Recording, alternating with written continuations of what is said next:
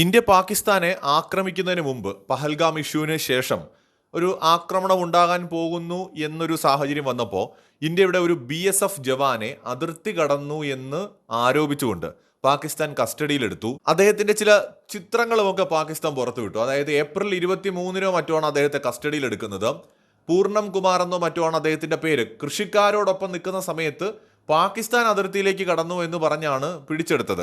അദ്ദേഹം ഇനിയിപ്പോ അതിർത്തി കടന്ന് ശരിക്കും നിന്നിട്ടാണോ അവർ പിടിച്ചത്, അതോ അഭിനന്ദൻ വർദ്ധമാനെ കയ്യിൽ വെച്ചുകൊണ്ട് വിലപേശാൻ ശ്രമിച്ചതുപോലെ ഒരു വിലപേശലിനായിട്ട് പിടിച്ചുകൊണ്ട് പോയതാണോന്ന് അറിയില്ല. എന്തായാലും ഇപ്പോൾ അദ്ദേഹത്തിനെ ഇന്ത്യക്ക് കൈമാറിയിരിക്കുന്നു എന്നാണ് ഇപ്പോൾ പുറത്തുവരുന്ന റിപ്പോർട്ടുകളിൽ പറയുന്നത്. BSF ഇപ്പോൾ ഇത് സ്ഥിരീകരിച്ചിട്ടുമുണ്ട്. അതായത് പാകിസ്ഥാന്റെ കൈവശമുണ്ടായിരുന്ന ഏക ഇന്ത്യൻ ജവാൻ, അതായത് അവർ അവകാശപ്പെട്ടതുപോലെ ഇന്ത്യയിലെ പല എയർഫോഴ്സ് ഉദ്യോഗസ്ഥരുടെയും ഫോട്ടോയും പേരും ഒക്കെ വെച്ചിട്ട് അവർ പിടിയിലാണ് ഇവർ പിടിയിലാണെന്നൊക്കെ പറഞ്ഞിട്ട് ഫേക്ക് ആയിട്ടുള്ള കുറേ പ്രചാരണം പാകിസ്ഥാൻ നടത്തി. എല്ലാം കെട്ടടങ്ങി ശാന്തമായപ്പോൾ ആ സത്യങ്ങൾ പുറത്തു വരുന്നുണ്ട്. ഇന്ത്യയുടെ BSF ജവാനെ അവർ കൈമാറിയിരിക്കുകയാണ്. ഈ BSF ജവാൻ എന്ന് പറയുന്നത് ഈ സംഘർഷം തുടങ്ങിയതിന് ശേഷമല്ല പിടിയിലായത്. അദ്ദേഹം പിടിയിലാവുന്നത് സംഘർഷം തുടങ്ങുന്നതിന് മുമ്പാണ്. ഇത് ഒരു സാധാരണ സംഭവമാണ്. എന്ന് വെച്ചാൽ പലപ്പോഴും പാകിസ്ഥാൻ ജവാന്മാർ ഇന്ത്യയുടെ പിടിയിലാവാറുണ്ട്, ഇന്ത്യയുടെ ജവാന്മാർ പാകിസ്ഥാന്റെ പിടിയിലാവാറുണ്ട്. ഇങ്ങനെ അതിർത്തിയിൽ അബദ്ധവശാൽ മാറിക്കയറുകയൊക്കെയാണ് പലപ്പോഴും സംഭവിക്കാറുള്ളത്. ഇങ്ങനെ വരുമ്പോൾ ഫ്ലാഗ് മീറ്റിംഗ് വയ്ക്കും, രണ്ട് സൈന്യവും തമ്മിൽ ചർച്ച നടത്തിയിട്ട് കൈമാറുകയാണ് പതിവ് സാധാരണ രീതിയിൽ. ഇത് പക്ഷേ പാകിസ്ഥാൻ പിടിച്ചോണ്ട് പോകാൻ മാത്രമല്ല, ഫോട്ടോസും കൂടെ എടുത്ത് പ്രചരിപ്പിച്ചു. അതിന്റെ കാരണം അവർക്ക് ബാർഗെയിൻ ചെയ്യണമെന്നുണ്ടായിരുന്നു ഇന്ത്യയുമായിട്ട്.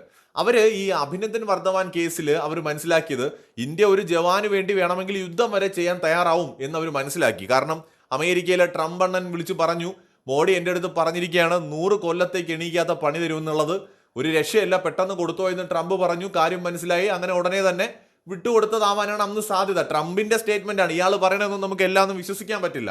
ട്രംപ് പറയുന്നത് മോദി ഇങ്ങനെ പറഞ്ഞു എന്നൊക്കെ ട്രംപ് തന്നെ അവരുടെ പ്രസിഡന്റ് തെരഞ്ഞെടുപ്പ് ക്യാമ്പയിനിൽ പറഞ്ഞതാ.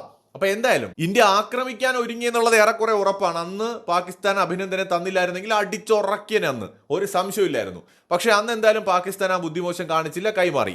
അപ്പൊ ഇപ്പോഴതുപോലെ ഒന്ന് ബാർഗെയിൻ ചെയ്യാൻ ശ്രമിച്ചു കാണും. പോയി പണി നോക്കാൻ ഇന്ത്യ പറഞ്ഞു. നരേന്ദ്രമോദിയുടെ കഴിഞ്ഞ ദിവസത്തെ പ്രസംഗം കേട്ടാൽ അറിയാം, ഇനി ആണവ ഭീഷണി മുതലാവില്ല, ജവാന്മാരെ പിടിച്ചു വെച്ച് ഭീഷണിപ്പെടുത്താന്നുള്ള പരിപാടി നടക്കില്ല, ഒരു ഭീഷണിയും നടക്കൂല, ഇന്ത്യ തിരിച്ചടിക്കും എന്നത് തന്നെയാണ് ഇന്ത്യയുടെ പുതിയ നയം. ഇന്ത്യ ഒരു പോളിസിയിൽ ഒരു ഷിഫ്റ്റ് വരുത്തിയിരിക്കുകയാണ്. എന്തായാലും ഇപ്പോ പാകിസ്ഥാനായിട്ട് വിളിച്ച് വെടിനിർത്തലിന് വേണ്ടിയിട്ട് കാല് പിടിക്കുന്നു. സ്വാഭാവികമായിട്ട് അങ്ങനെയൊക്കെ ഉള്ള ഒരു സാഹചര്യം വരുമ്പോൾ ഡോമിനേറ്റ് ചെയ്ത് നിൽക്കുന്ന രാജ്യം ഉറപ്പായിട്ടും ഡിമാൻഡ് വയ്ക്കും. ഇപ്പോൾ ഇന്ത്യയുടേതായ ഡിമാൻഡ് വെച്ചിട്ടുണ്ടാകാം, നമുക്കറിയില്ല. ഇതെല്ലാം വളരെ സ്വകാര്യമായ കാര്യങ്ങളാണ്. ഇതൊന്നും ചിലപ്പോൾ രാജ്യം ഈ ഘട്ടത്തിൽ പുറത്തു പറയാനൊന്നും പോകുന്നുമില്ല. പക്ഷേ നമ്മുടെ സംശയങ്ങളാണ്. ഇത്തരത്തിലുള്ള സന്ദർഭങ്ങളിൽ ഒരു രാജ്യം അവിടെ ഡൗൺ ആയി നിൽക്കുകയാണ്, അവർ തോറ്റ് നിൽക്കുകയാണ്, അല്ലെങ്കിൽ പരാജയം മണത്ത് നിൽക്കുന്ന സമയത്ത് അവർ വന്ന് പറയണം നമുക്ക് വെടിനിർത്താമെന്ന് ഇന്ത്യയോട് ആവശ്യപ്പെടുമ്പോൾ ശരി എന്ന് പറഞ്ഞ് ഉടനെ വെറുതെ വഴങ്ങി കൊടുക്കാനൊന്നും ചാൻസ് ഇല്ല. സാധാരണ രീതിയിൽ പല ഡിമാൻഡുകൾ വയ്ക്കാം. ചിലപ്പോൾ തീവ്രവാദ ക്യാമ്പുകൾ ഇനി മുതൽ പ്രവർത്തിപ്പിക്കരുത് എന്ന് ആവശ്യപ്പെടാം, അല്ലെങ്കിൽ സപ്പോർട്ട് അവസാനിപ്പിക്കണമെന്ന് ആവശ്യപ്പെടാം, അല്ലെങ്കിൽ ഇന്ത്യ തിരയുന്ന ഏതെങ്കിലും ഭീകരവാദിയെക്കുറിച്ചുള്ള വിവരങ്ങൾ കൈമാറണമെന്ന് ആവശ്യപ്പെടാം. അങ്ങനെ പല ഡിമാൻഡുകൾ വയ്ക്കാം. കൂട്ടത്തിൽ നമ്മുടെ ജവാനെയും ഉറപ്പായും മടക്കി നൽകണമെന്നുള്ളൊരു ഡിമാൻഡ് ആവശ്യപ്പെട്ടിട്ടുണ്ടാകാം.